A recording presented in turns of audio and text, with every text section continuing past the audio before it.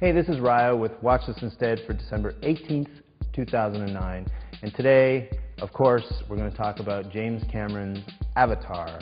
Mike reviewed it, and I think he kind of liked it. He may even have loved it, and you can watch that review elsewhere on this site. But maybe you're the kind of person that doesn't want to wait in a huge line to see a movie on opening day. Maybe you want to wait until the crowds die down, maybe until after Christmas even. But that might leave you with not a lot to do this weekend. Well, that's why I'm here. I'm here to tell you what to watch instead of James Cameron's Avatar. In a really surprising way, Avatar is kind of like a futuristic Western, pitting the evil white man against the slightly cliched but heroic, nonetheless, Na'vi people of planet Pandora, who ride around on six-legged horses and shoot bows and arrows and wear mohawks and maybe sit with arms akimbo, I don't know. I mean, obviously they're aliens and not actual Native Americans, but in a way, this film is trying to deal with the cultural weight of decades of cowboys and Indians movies. And it's also trying to deal with not just the ecological damage that we're doing to the earth, but to also deal with the damage that white Western imperialism has done to indigenous people in North America and elsewhere. Avatar joins a really neat group of films that try to look somewhat sympathetically at the lot of these people who have these sophisticated, advanced, alien intruders come and boss them around.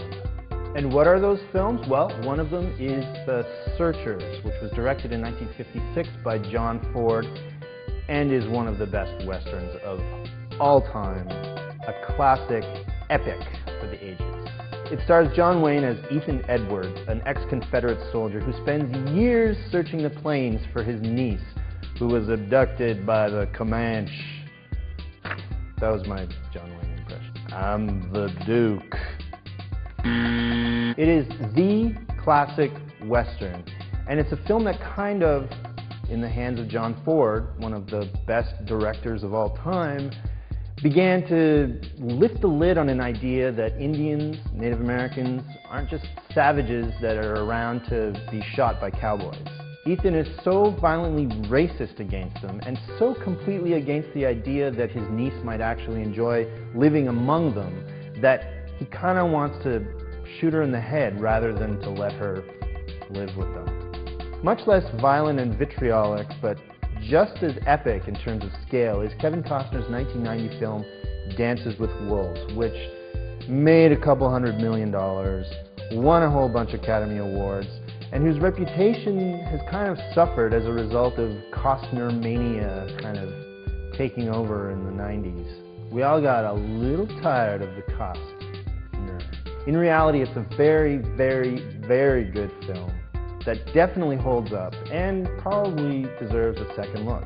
Costner's lonely, suicidal Dunbar learns how to survive in the frozen West from the Sioux and from a white lady living among them named Stands with a Fist, who, like John Wayne's niece in The Searchers, was abducted by the native tribe when her parents were killed, and who also has no desire to return to white civilization.